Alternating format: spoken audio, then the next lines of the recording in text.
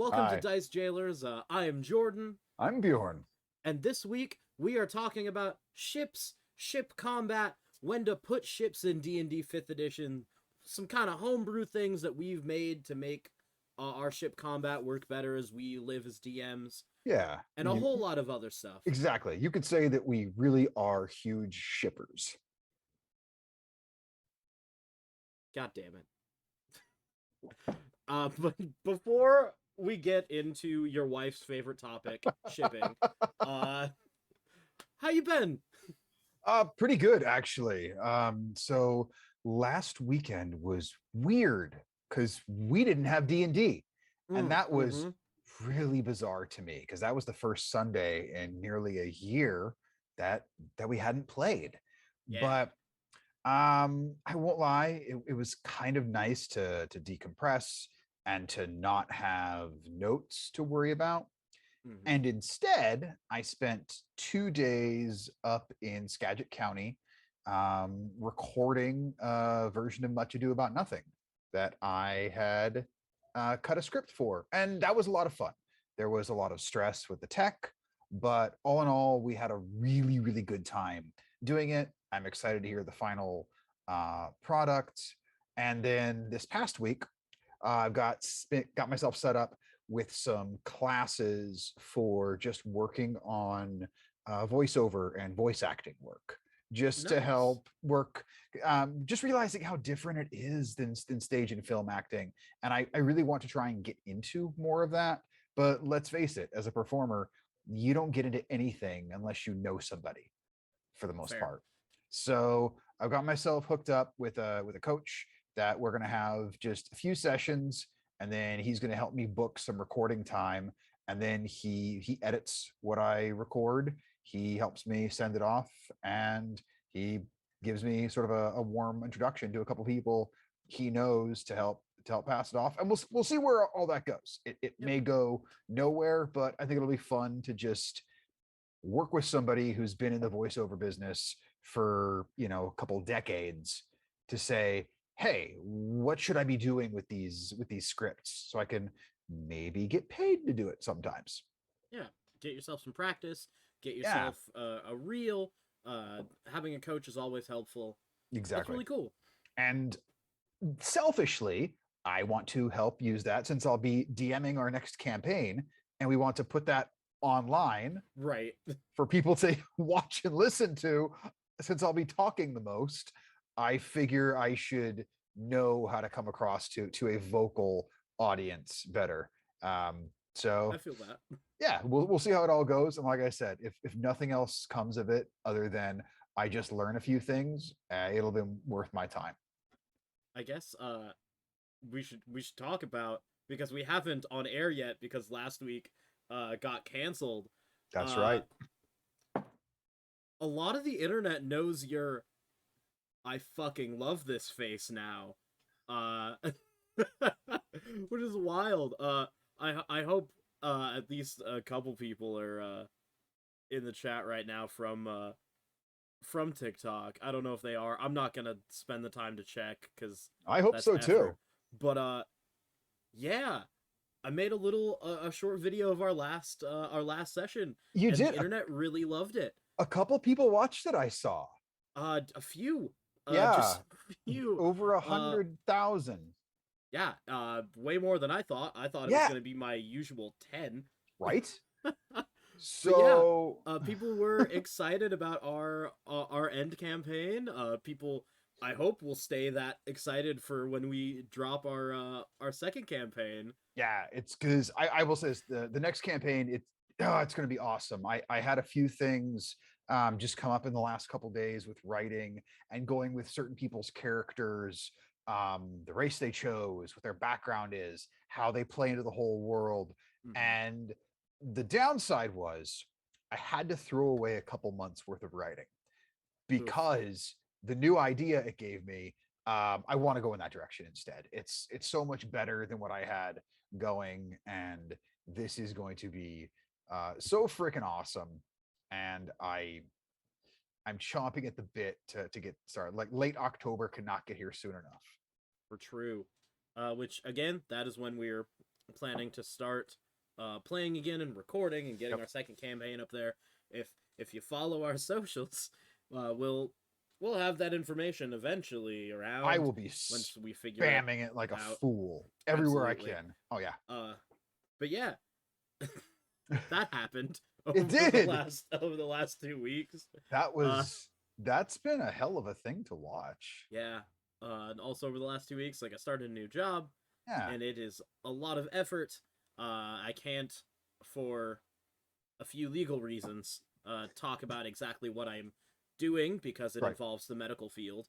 But it is very rewarding, but very tiring.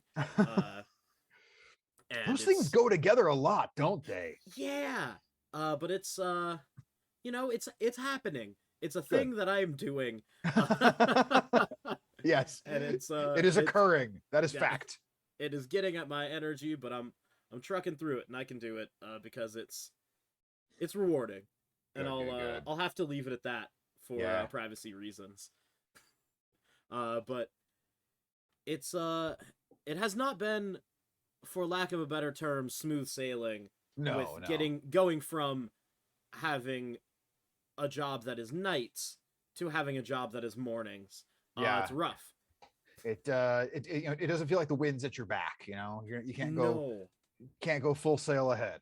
kind of feels like the winds are just slamming me in the face, pushing me Exactly. left and right in a kind of vortex, if you will. Exactly. That's the segue. That's the segue. That's what we got. Yeah, we haven't talked a lot about vehicles for No, gaming. not really. And we spend most of our time talking D&D, and most of the time, if you're traveling by some sort of vehicle, it's either gonna be a horse-drawn cart or it's gonna be a ship of some sort, because you're probably gonna be Yes. on the water. And like I've mentioned in other episodes, I usually create my characters with the little caveat that binds them all together, which is if they have the chance to be a pirate, they will. They will, Uh, yes. I'm slowly getting away from that with my characters, but it's important to have rules and ideas and stats for ships in case they come up, because people want to be regular pirates, sky pirates, and a lot of times it's just interesting to include travel by boat. It can. You travel in gaming at all is it's its own beast to manage. You have to figure Absolutely. out exactly how long it's going to take. Like maybe your travel is just simply you left point A, you got to point B. We pick up the story, Yeah. and that's fine. Like I would never criticize somebody for choosing that method where they say, I don't want to have all these encounters based on the travel. Let's just get there, keep the story going. That said, if you can travel by boat and you can have various things going on, it's a vibrant environment for very, very fleshed out and unique NPCs. I think that's what excites me about ship travel the most, is especially if it's a pirate ship or if it's some sort of passenger vessel. You're going to get all sorts of backgrounds showing up there, so your players can run into people who have information about these really cool side quests or magical items or just a total lore drop for your players. Like maybe you've got this really cool cursed sword that you really want your players to find, and so they're on this boat and you have one of the passengers befriend whichever party member is the most treasure hungry. Yeah. And you just sprinkle a little information about this ancient, powerful weapon that is somewhere in these mountains that just so happens to be on the continent they're heading to. See, and that's what the first thing that I wanted to say, mentioning using ships in D&D. And I mentioned specifically D&D 5th edition because I have stats pulled up from their other Arcana that I wanted to talk about. But that's for future us. Current us, I want to mention that one of the biggest things in my mind for ship travel is lore building and just the NPC downtime role play that you can get into, because regardless of really how long that travel is, Hmm. you're stuck in this one area with whatever NPCs are there, as well as your fellow party members. Yeah, which I don't know about you. I think as a DM, that's a gift. Mm-hmm. Just a gift where your players can't just F off somewhere, wherever, especially at lower levels when they don't Yeah. have access to anything like fly, let alone teleport, wind walk, transport via plants, any of that great stuff. You do it before they can even cast fly. And it's Mm-hmm. really interesting. Winged tieflings and Aarakocras aside, Fine. yeah, but in which case, that's one, maybe two party members at best Yep. that could be flying around. But I bet you still can't fly far enough to beat a ship. Exactly. You're going to Uh, get tired eventually. yeah. And so you're there on the ship. You're with the other passengers. You're with their party members. You're with the crew. And one of the easiest ways to pass time on a ship besides working is to tell stories. So you can get the Yes. lore dump, you can get the backstory dump from your characters, you can get, as you were saying, the story of, there's this sword in the mountains, by the way. We think, we don't know. Exactly. And just It's little snippets. definitely not there. No, no, of course not. Of Yeah. course not. Make sure you make it sound interesting and, don't tip off that it's cursed or your players won't go looking for it. But I Bastards. guess we should, as talking to the DMs for a bit, get into how we like to use ship travel. Yeah, so for me when I'm using it, um I like to give my players choices. Sometimes I get carried away with that where I'll have way too many choices and then you all will be like, "Hey, you just gave us a lore dump on 7 different ships we can take. Yeah. Um we're going to need a minute." And I realized probably should have been 2 or 3. Probably just should have been 2 or 3. I But mean, you had to have known that we were gonna pick the one that's captained by the strong pretty lady. I mean, it did cross my mind that was probably the one you guys were going If to take. if you make if you make the captain a big, strong, buff woman, your players are going to pick that ship. You know my rule with NPCs. Over half of them are just strong bisexual women. That is just Yeah. those are my NPCs. They have agency of their own sexuality. They are badasses, and most of them are women because why not?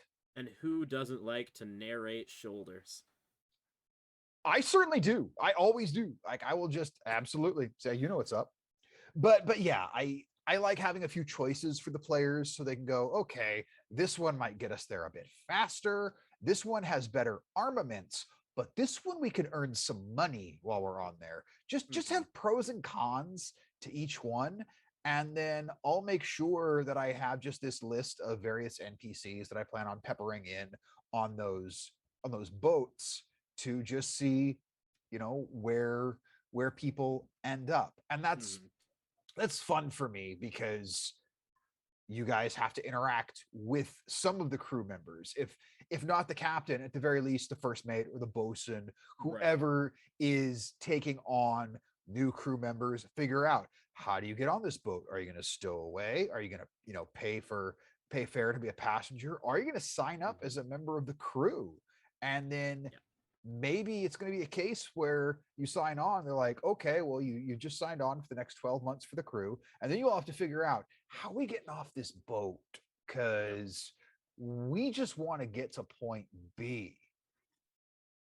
And that's a thing that I think more DMs need to be clued into the possibility of your players should know that it is an option to lie Yes. as well as to Yes. stow away. Um Exactly.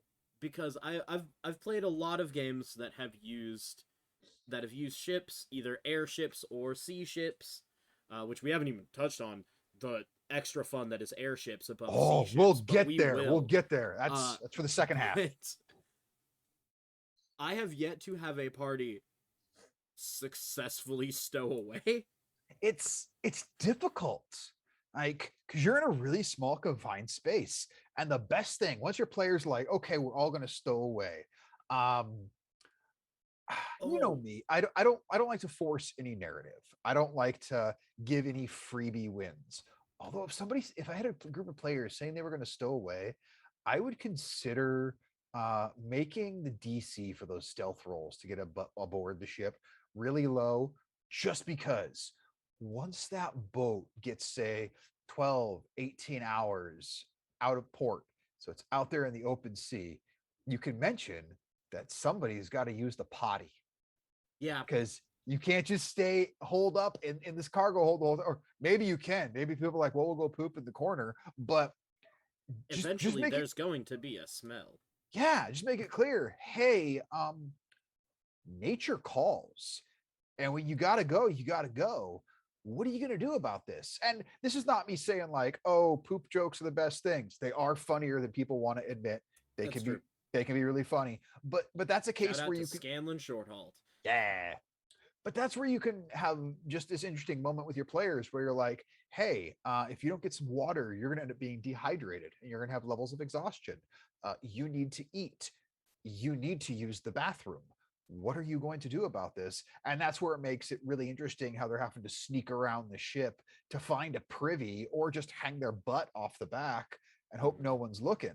Like, to So me, you're that kind of level, thinking, that level yeah. of hiding, like this Metal Gear Solid esque, while stowing away, it thrills me. So you're thinking 8 steps ahead, Yeah, because always. when I said I hadn't had a party that's ever stowed away, I meant just successfully sneaking on the boat. That's true. I I did get the yes, I did get the pleasure of playing in a one shot you ran where we very successfully stole the boat. yes, you absolutely stole the boat. That That was was the awesome. funniest goddamn thing. Yeah. So I was like, yeah, they'll just stow away. It'll be fine. They're taking it. Yep. 100%. All right, roll, and you rolled well. Yeah. That It's, was it's great. it's fun playing a chaotic paladin. Yeah. There was, and actually, speaking of that one shot that's on our YouTube channel, if you want to watch it, Check it out. uh, It's a lot of fun. there were a few things that I wrote in that I had to cut for time, because we didn't want to be sitting there for 8 years. Uh, Or but did we? there was some ship to ship combat that I had planned that we did not get to do because I wanted you to finish the story, Sure. so I skipped it. uh, and ship to ship combat can be tough for a lot of DMs It because really is. ship to ship combat can be very slow. And Yep. it would make sense for it to be slow because, yeah, ships have, either arcane cannons, regular cannons, ballista, maybe you've got a trebuchet on deck for some reason, Yeah. whatever it may be. You still are going to have more people usually on that ship than can man all of the weapons. Which is a great point. And Uh so you've got to figure out as a DM, like, what do you do with these characters that are sitting around? Do you just leave it to the archer to also be shooting arrows? mhm. And what do you do with, all those bunches of turns where you're just like, so we wait until we're close enough to board, and then we board, and then it's great and it's fun. Yeah, if you look at the siege engine rules, I think it's in the Dungeon Master's Guide, and I don't remember if it has cannons in there or not. It probably does. Yeah. I'm just going to use. I know the rules for the trebuchet. A trebuchet takes 3 actions before it can be fired. It Mm-hmm. takes 2 actions of 2 people working together to load it, 1 action of someone to ready it, and then it can be fired. And like you said, that can totally slow down ship to ship combat. Mm-hmm. And what I would encourage anyone, as long as it's still in the ship to ship phase, loading the weapon is a bonus action, firing it is an action, just to keep it moving, as long Mm-hmm. as you have at least 2 people on the cannon. Yep. You can have them See, work in tandem. what I like to do to speed up that ship to ship time, Yeah, as well as make it feel still that big chaotic battle, uh, sure. is and I found it while scrolling through Reddit, looking for different ship stat blocks. Mhm. I can't remember the username because it was months and months ago, and I'm sorry for that. Uh, but they suggested grouping like multiple rounds together Okay. because ships, although they travel fine enough, they're not exactly super fast. No, no, they're really So not. like grouping together, like, all right, each one of these weapons is going to get one attack in a ship round, Mhm. and a ship round is 5 rounds. Okay, I like it. So the captain and the oarsman, or whoever's pulling at the rigging to shift the sails, you get 5 turns worth of movement, and each weapon gets an attack, Okay. and that's your round. And just as a DM, narrate out that you're too far away to get a good shot. Even that archer with sharpshooter, Yeah. And the winds are too heavy. The sails are moving around too much. You're too far away. The waves throw off your aim too much because it's that far. mhm. Something like that narratively to say like, hey, you're not shooting your bow at that other ship yet. Yeah, exactly. Like, and even if it is technically in your long range that you could hit with that sharpshooter, again, there's too much wind.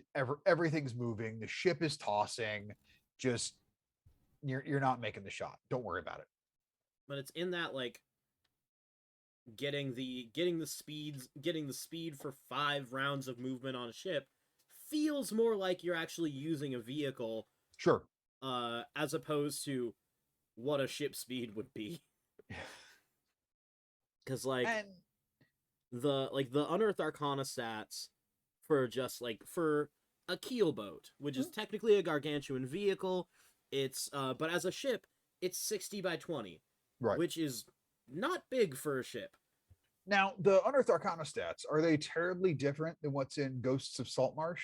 Because I know uh those stats are official, and I've used the Saltmarsh ones before, but I've not used the Arcana.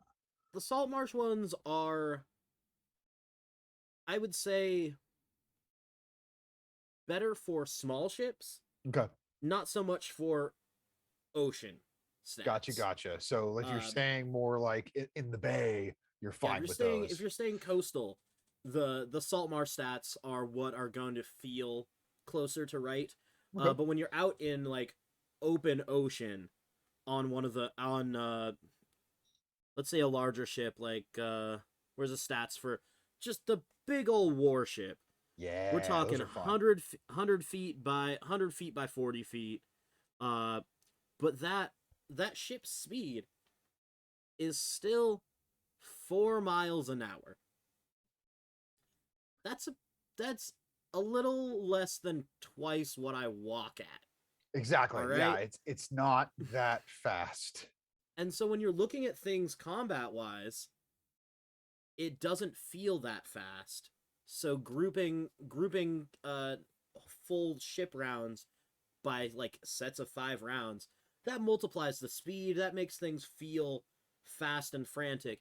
It also gets you to the boarding phase, which is what everyone wants to do, Oh, grab a rope absolutely. and jump from ship to ship It's much pirate time. faster.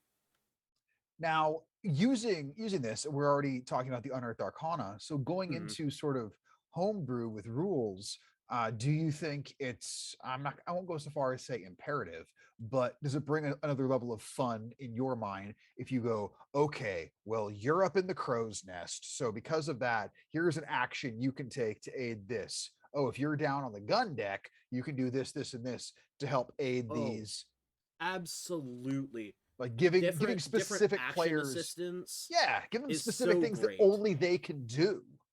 Because like you can have a crow's nest help action Mhm. that's basically doing targeting for the gun deck, Gotcha. Yeah, yeah, where yeah. you're just like where like yeah, you're using your action to use a help to basically give all of the guns on your side of the ship the help action for their next attack. I like that. Like that's a thing you can do, and it's specifically a crow's nest action. Uh, I mean, if you're actually on one of the cannons, arcane or ballista or trebuchet, like your action is to shoot the thing. Yeah, And I mean, again, being the captain or being the oarsman, being at the wheel, you know, moving the ship is your action. Mhm. But being like a secondary navigator, I would say, depending on how you want to do rules for movement, if you have enough space to like actually get grid boxes out and whatnot, Right, you right, know, right. making rules for making a sharp turn and then having, someone else to call out where a wave's coming from so you can plot to that, aiding in the DC for making that sharp turn, as well as being able to shift from, as well as just actions to prep for boarding.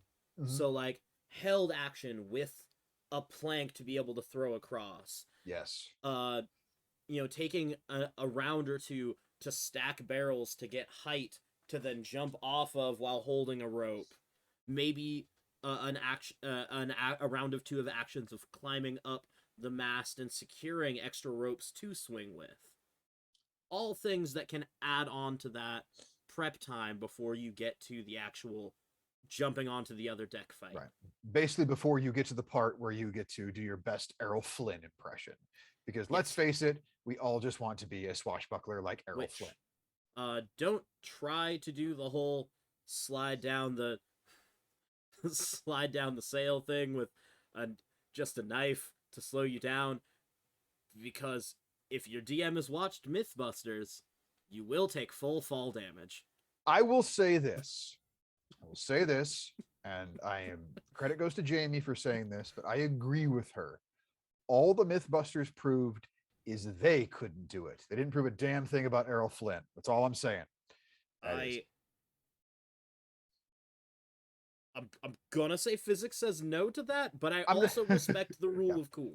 I will say physics says no to your character doing it unless you are playing a swashbuckler rogue, and I'm going to make you make a charisma check to do it. Yeah, that's that one. It's a performance. It's not an acrobatics. It's not an 100%. athletics. Yeah. That is a performance check. Yeah. I don't care what your acrobatics or any of those things are. I'm with you. That is a straight up performance check because you are being a swashbuckler and the swashbuckler is the charisma rogue. And if Mm-hmm. you roll high enough, then you can Errol Flynn it. Otherwise, like you said, you're taking the fall damage, Yep. which could also be funny. So Yep. And if you land on someone, they take the fall damage as well. yeah, you get to share. You get to share the love. Yeah. Uh, Um, one more yeah, thing that I'd the like to boarding. say. Oh. Yeah. One more thing that I'd like to say in the pre-boarding part is that I would highly suggest that DMs give your ships their own sets of armor class and hit Yep. points, as well as a damage threshold, which is used with other vehicles. But give them your own, Yes. because the stats for the ships, all in the Ghost of Saltmarsh, as well as in the UA, they're not good. I'm with you. I don't love them. Yeah, like the ACs on some of the ships are too low, as well as the damage thresholds don't really make sense comparative to the hit points. Because Yeah. for D&D 5th edition, a damage threshold is you have to do a certain amount of damage in order to hurt the thing. But after you pass that damage, the ship takes the whole damage that you rolled. Right. So like if the damage threshold is 15 and you roll 20, that ship is still taking 20 damage, despite if you were to have rolled 13, it just takes no damage. Yeah. Which is not a mechanic that I like in general. I don't like it either. In fact, the way I prefer to do it is it only takes damage beyond the threshold. Yeah, and The that's idea you have to hit it hard enough, and whatever you go beyond the threshold, it will take that damage. yeah, like In doing that, though, I lower the total hit points. yeah, Otherwise, it'll take forever. because a lot of the ships, they have not enough hit points for that damage threshold, Right. or if you do the damage threshold as just damage resistance, it then becomes too many hit points, Yeah, it becomes and like impossible, you and need to just fit somewhere in the middle. yeah. So definitely do that if you want to leave open the option of, hey, maybe we just get lucky with these guns and sink the ship before we even jump to it. Which is cool if it happens. Yep. But But now yeah, jumping to it. the boarding, the getting aboard the ship, that's awesome when you get that actual combat happening on the ship. You get your full pirate experience. And like you said, that is what, as players, that's what we want to do. You're already playing Dungeons and Dragons. You're being a pirate. You are. Let's be real. And like you want to roll initiative. You want to have combat when this is happening. Like let's be real. If you didn't want combat, you would have tried to outrun the other ship and find a place to hide, or at least, get off your boat so you could get away from them. Yeah. If you engaged, you wanted to fight. I do think this goes into what you were saying about the damage thresholds and the hit points, making sure you have your knowledge on that. A different type of combat to make sure you're aware of is not just ship to ship, but ship versus monster or monsters. Yes. And that can be used as a story beat. It can be used as a very exciting battle. It can be used for a lot of things. Like, let's face it, how many of us have looked at that Kraken or that dragon turtle stat block and gone, oh, I want to play with this? Well, once your players are on a damn boat, you can bring that Kraken up to them then, because underwater combat largely sucks. But yeah. even if you're having some underwater combat, most players, I know myself, I'm going to look for any opportunity to get out of there and to avoid that combat, because I don't care what level I'm at. I don't want any part of a Kraken underwater. I just don't. Yep. It's too skewed against me. But now this hellacious sea beast coming up, attacking the ship, that's a whole new terror. And that can be fun. I will heavily suggest as a DM, even if you use the proper stat blocks for like the Kraken or the Dragon Turtle,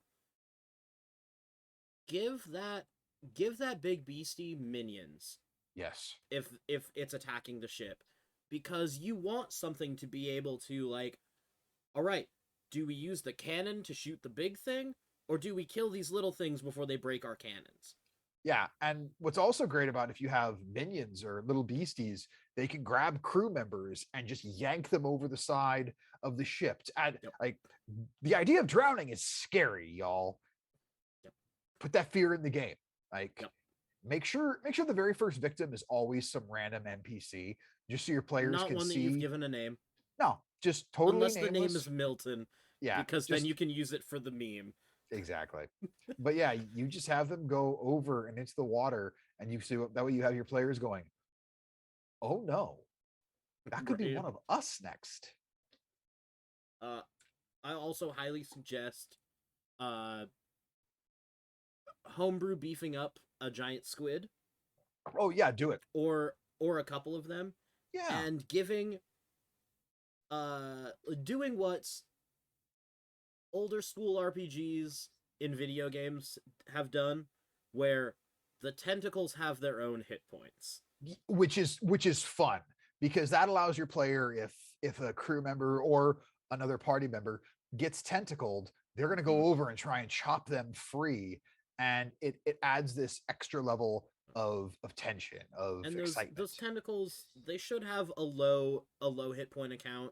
Yeah, but those hit points do not factor into the main body. Oh heck no, absolutely not. And I would say, if I were to decide how many hit points one of the tentacles have, I would look at the strongest melee combatant in the party's makeup, and I would make sure it is possible for them to chop through in one hit, but not honestly probable. As a person, I would set it at that highest melee damage is like average damage. Sure. That's what I would do, but that's just because I personally like the fun visual of, like, they got grabbed, slice, you're fine. Sure.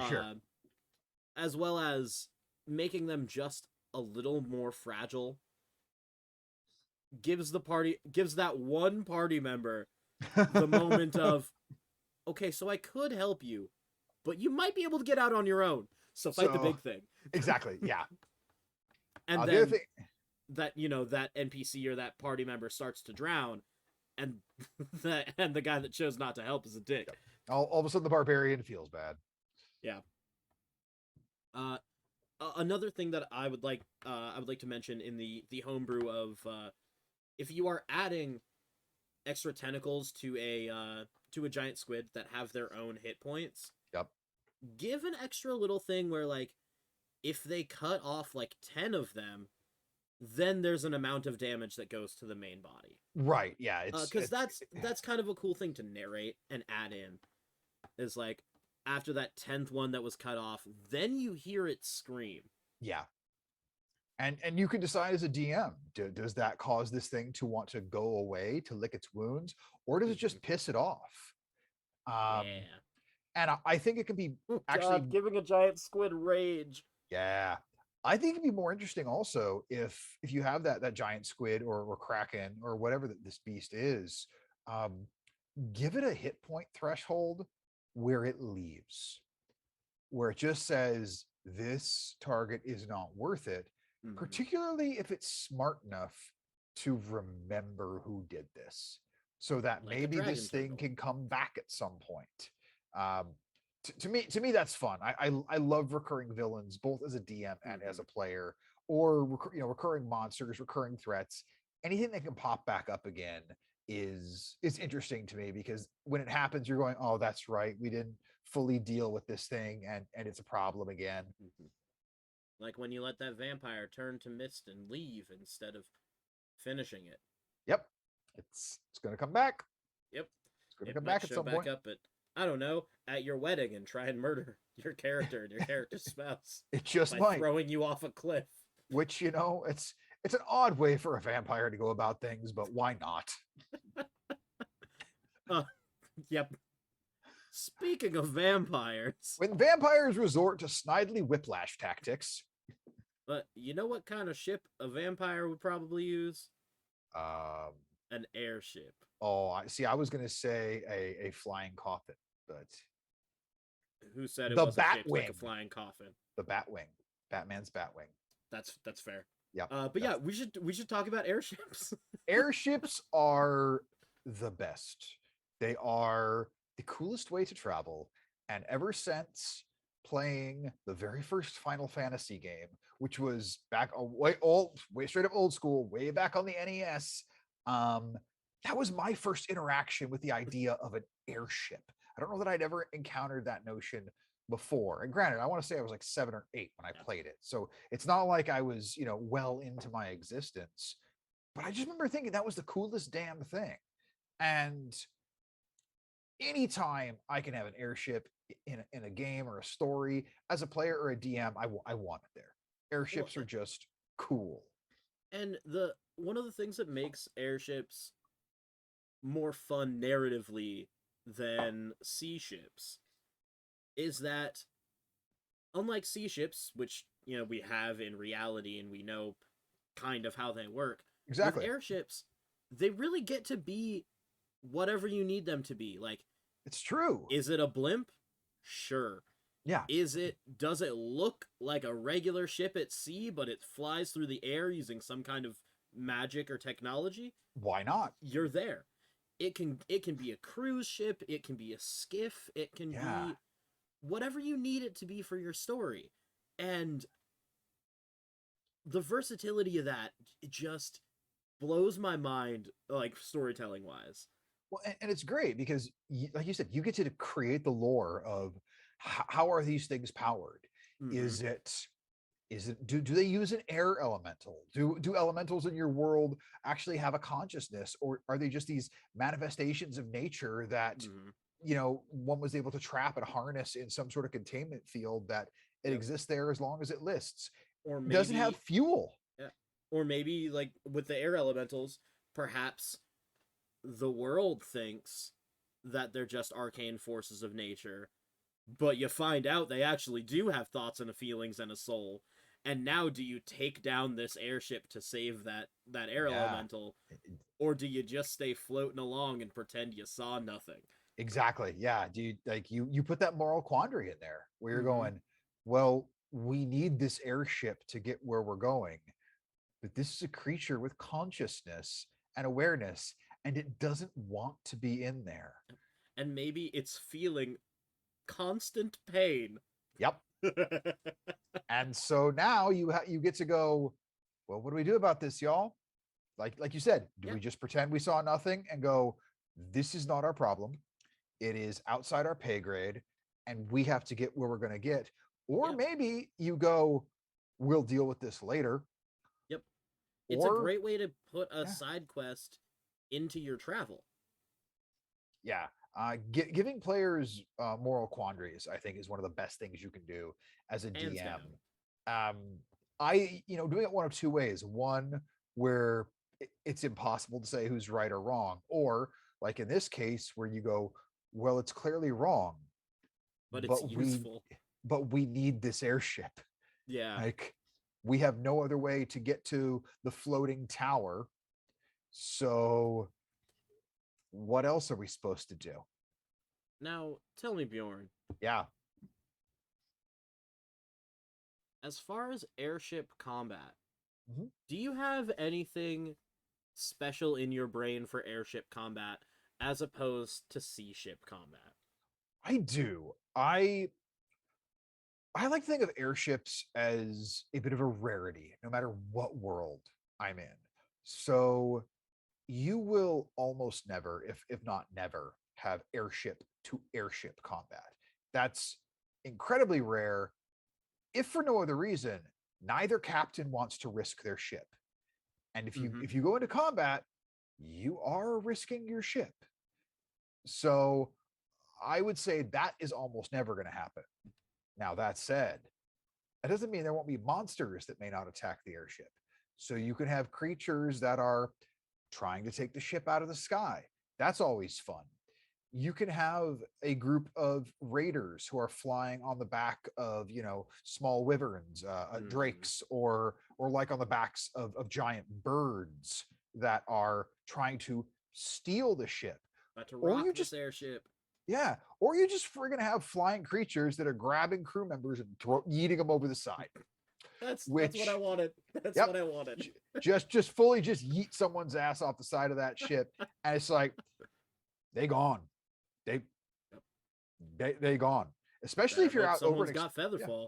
Yeah, what's even better there? If you're over some expansive ocean and you're like, I cast Featherfall on them, as the DM, you can just narrate, okay, that's cool. They'll eventually float down in the water. There is no land for hundreds of miles in any direction, so they'll eventually get tired and drown. Now back to Yep. like Just all right. You tried to save them, yeah, and you failed.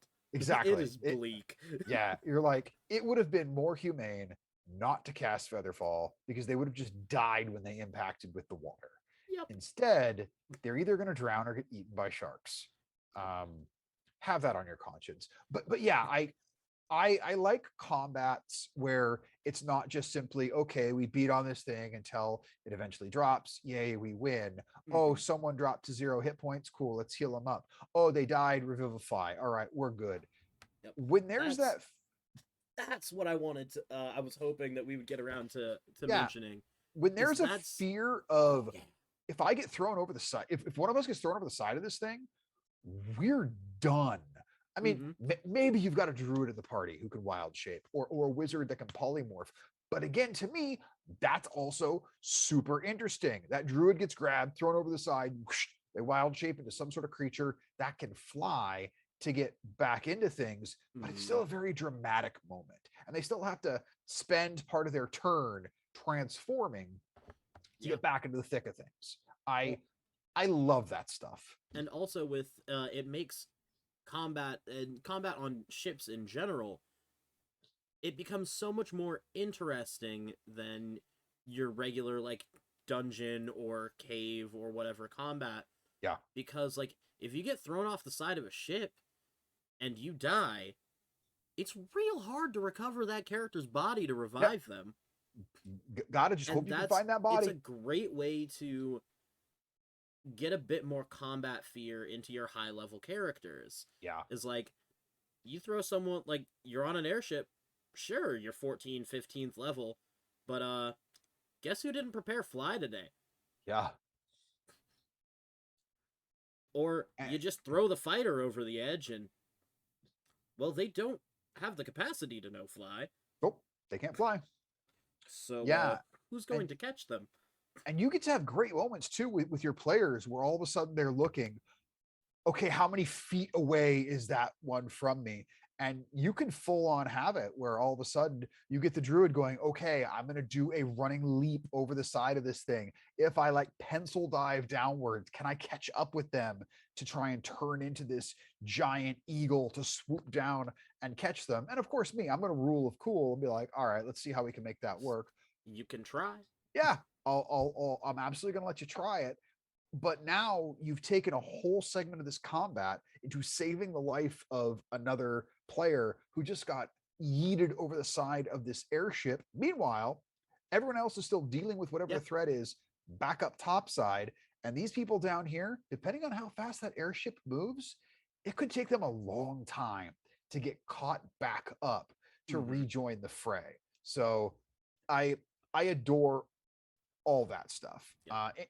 Anytime you can have that threat of being hurled out into the open air to just fall endlessly. Again, we're talking about standard fears here: drowning, falling. These are the kind of fears that people have in their dreams a lot. Now, make sure you don't have any players with severe phobias or traumas Yes. around those, because then just avoid that Obviously. altogether. But if everyone's like, I don't like heights, but for that reason, I don't go to the top of Ferris wheels. No, I don't care if we're on an airship and there's a chance of someone getting thrown over the side. As long as I don't have to VR live it, I'm good. Then you go, Yep. sweet, sweet. Well, like a great thing with airships that you can also do on sea ships, but it's not as uh dire, Right. is the grapple struggle Oh at the yeah. edge, where you have that wrestling match where, like, maybe, yeah, some of the other players are fighting whatever thing at range, or maybe there's multiple things to fight, but your fighter is there locked, wrestling, trying to not get thrown overboard. And if your player has any flair for the dramatic, they will be trying to reverse it and throw that thing overboard. Which in itself is beautiful. It's a great way to run a combat without HP being the deciding factor. Which anytime you can have a combat that has a different win factor or different way it can end, different elements, I'm always for it, because I like a good combat as much as anybody else. But let's face it, so often it's just the soak, rinse, repeat of, okay, we roll initiative, we do our attacks at each other. Um, Eventually, one side drops, story moves on. But like you said, if you have, maybe there's some like friggin' minotaur or something that gets dropped onto this airship that is just grabbing crew members one at a time and hurling them over the edge. That fighter or that paladin or that barbarian, someone with that high strength who just goes, okay, you want to throw people off the edge, huh? How about you get thrown off the edge? Let's do this. And it can also be a cool and different way for those characters to shine. Obviously, like a barbarian can shine in combat quite often. They have the damage reduction, they do good damage, but your whole party will cheer when the barbarian rages, rushes in, and is like, oh, by the way, the check I do to yeet them over the side, that's at advantage. That's an advantage. Because I'm raging. Yep. Well, and it's also a nice way to, like, if you narratively turn this airship travel into, like, hey, these low level characters are going on this trip because they have the importance and a big financial backer. Yep. But they don't really have, like, adventuring underneath adventuring underneath their belt, really. And then you have them on the deck of an airship fighting something too big for them. And the only way to beat it for them, really, is to throw it off the edge. Yeah. That can be fun. A great way to give your party members that, like, one story of, good God, are we cool now? No, we're absolutely not. This goes back to the seaworthy ship as well as the airship. It can happen with with either one here. I think another element that's good to explore for storytelling, where you can put your players in an interesting scenario, is all of a sudden there's a mutiny and they're Yeah. caught in the middle of it. So they have to decide, are they going to choose sides? Are they just going to stay the hell out of the way? Are they be opportunistic and go, look, we really liked the captain, um, but they're dead currently, and what the crew that stayed loyal to them, things aren't looking good. Maybe we should join up with the mutineers so we can keep traveling. Or maybe you do what a good amount of my characters that I've made would do and jump in the middle of it and look at everybody on the ship and go, I am the captain now. You're welcome to try. Like you could make that attempt. I never said it would work. No, it's unlikely to. But Personality wise, hands down, oh, almost all of the characters I've built that I've gotten the chance to play we're gonna do that. would just jump in and try to be the captain. Why not? But yeah, you get to give these unique story moments where you can say, hey, there's a mutiny happening now, and we're gonna attempt at one. Um, what do you guys want to do about it? Maybe they just go, we're gonna lock ourselves in the hold, and we're just gonna attempt to parlay with whoever wins. Yep. And that's our choice, and that is a choice, And that's a in its valid own right. choice. Yeah. But You at the end of the day, regardless of if it's an airship or a sea ship, the greatest thing about that story wise is that it's like in TV when they do a bottle episode. Yes. It's no matter what happens, no matter what other story elements I throw at you, you're stuck here. Exactly. There's nothing else to be done about it. Like unless you decide, okay, under cover of night, we are stealing one of the lifeboats and we're gonna row away. Which again, I mean, that that's a choice in its own right. I certainly hope you can if see there's land from lifeboats, where you're at, if there are, and if also if you there's can see lifeboats, if you can see land from where you're at, yeah, because and then that's also fun where you go, because go ahead and wait until they've stolen the lifeboat and they're on open water and that ship they were on is starting to get closer to the horizon, and then you say to your players, awesome, so who's proficient with water vehicles? Who has which of you guys has proficiency in that? There's a chance somebody does, but it's beautiful if they all go, oh, yep. we didn't think that through, and you get to go, oh goody, let's just see where this goes from here. It's the one thing in fifth edition that is lost from my beloved skill points is that very few characters anymore are proficient in either riding animals Yeah. or vehicles of land, sea, or air, Yep. and It's like uncommon. it's pretty uncommon now. So if you really want to stick your players in what feels like a no-win situation, have them end up on a ghost ship Yeah. where just for some reason all of the crew is gone and you're on this ship. And that can be a great setup for, you know, an NPC that comes in and saves them. Mhm. It can be a great setup for the big bad if, like, the big bad is who came through in the night and killed the rest of the crew. Yeah. And then you get that villain monologue of, good luck surviving at sea, motherfuckers. And then they fly off. And I also think a great use you could use is looking at the domains of dread from Van Richten's. Yes. All of a sudden, if everyone on this ship is dead except for your party members, and it's traveling through the open ocean and it's nothing but fog all the way around, and they're able to just, with what knowledge they have, limp this boat to the They don't closest have island knowledge. they can see. And once they get there, you make that island a domain of dread. And now they get to deal with this whole new survival horror aspect to the game, Mhm. which can be a really cool segue into it.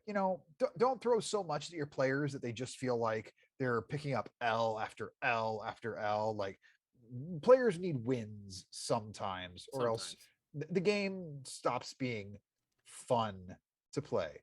But oh no, I'm with you. I'm very happy to drop a loss on my players. With My goddamn simulacrums. It was a clone. Thank you very much. It was a clone spell. Either way. Clone. Oh, one of the highlights of the campaign for me is when you all thought you had killed him the first time. Rude. Yep. Had to make him the final boss. He had to It's be. fine. He It's had fine. to be. Everything's fine. You guys did actually have one chance to truly kill him for good, but his contingency spell got him out of that. Yep.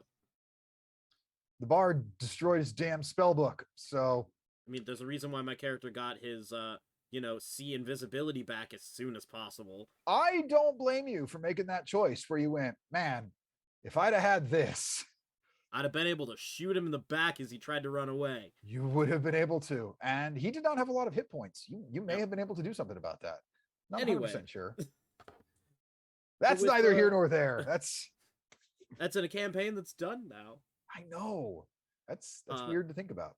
But for ship combat, it really is, and just ship travel. Yeah. Being able to, like you said, bring up mutinies, bring up ghost ships, leave your character stranded on that ship. It is a great way as a DM to use the dreaded railroad word. Oh yeah. It's a great way to railroad your players without making them feel like they're being railroaded. Yeah, they because they consented to the ship travel. Yep. Therefore, they made the choice to be on the ship. Yeah, they know, okay, we're going to be on this confined space. So they're not going to feel like you're just steering them around. Also, I cannot stress this enough. If you're going to have ships on the water, pirates. Yep. Always. They either need to see them or there has to be the threat of them. But pirates. Yep. Because at least one of your players, if not all of them, are going to think pirates are awesome and want to be one. Yeah, probably all of them are going to think pirates are awesome because they are. Also, it's a chance to have some narrative fun with that one party member that likes pirates, but obviously, like, okay, we can't just stop whatever we're doing to be pirates. I get that.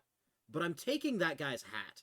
Yeah, yes. Like, and then from then on, while you're describing things, you just go, all right, and you walk in, and all these NPCs see you in the royal palace, and the first thing that the king says to you is,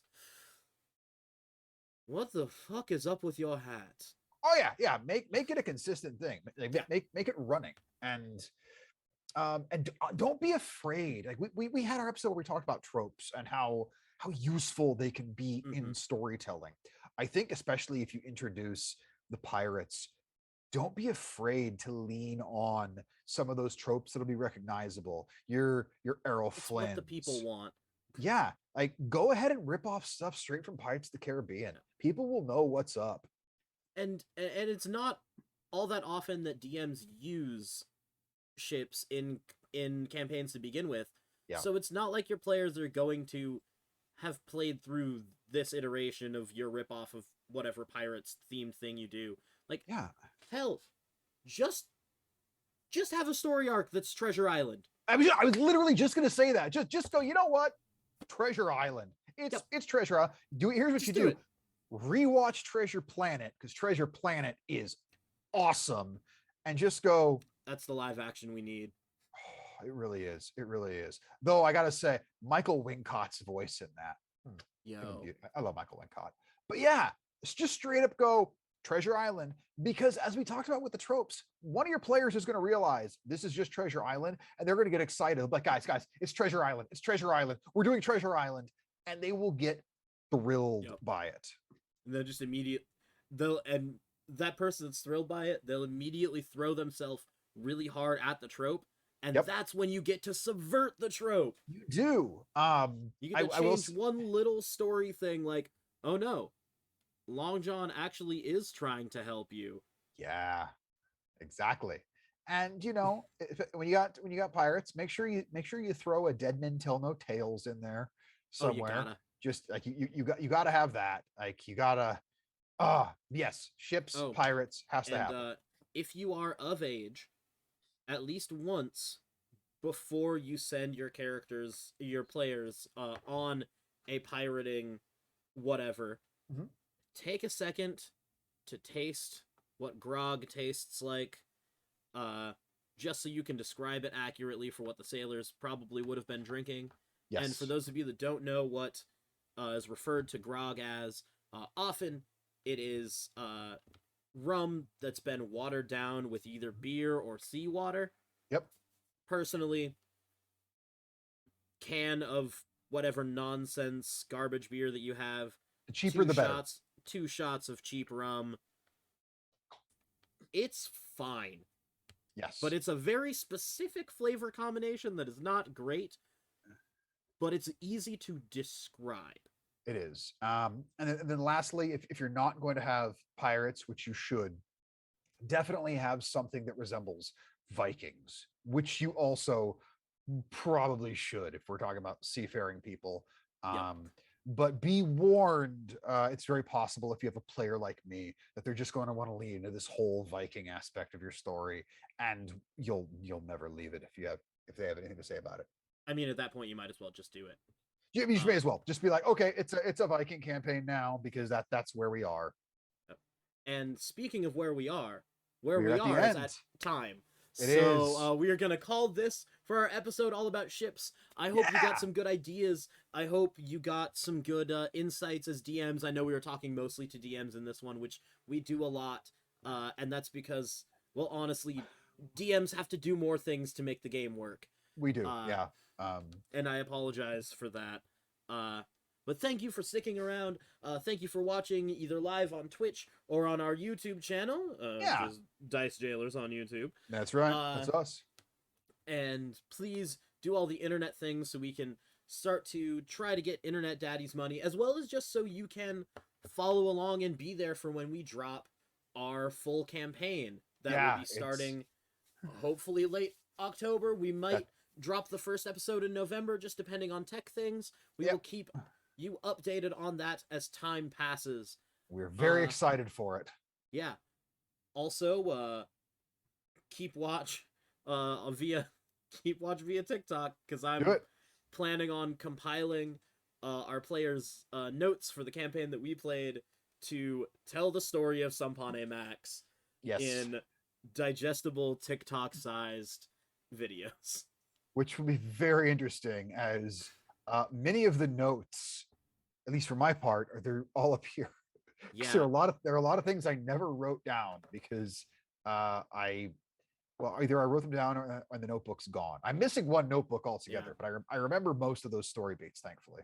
I'm planning on leaning heavily on Jamie's notes. They're the most accurate of all players. Yeah.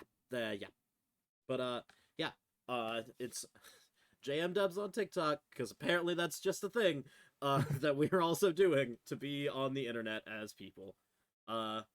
Let's see, have I said all the things? I think you have. Great. I think we've said all the things, which means, Bjorn, what do we always say? Do something nice for yourself this weekend.